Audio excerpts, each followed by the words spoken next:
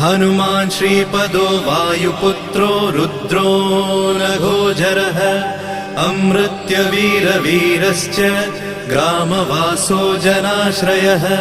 धनदो निर्गुणः शूरो वीरो निधिपतिर्मुनिः पिङ्गाक्षो वरदो वाग्मी सीता शोकविनाशकः शिवः शर्वः परो व्यक्तो व्यक्ता व्यक्तो धराधरः पिङ्गकेशः पिङ्गरोमा श्रुतिगम्यः सनातनः अनादिर्भगवान् देवो विश्वहेतुर्जनाश्रयः आरोग्यकर्ता विश्वेशो विश्वनाथो हरीश्वरः भर्गो रामो रामभक्तः कल्याणप्रकृतिस्थिरः विश्वम्भरो विश्वमूर्ति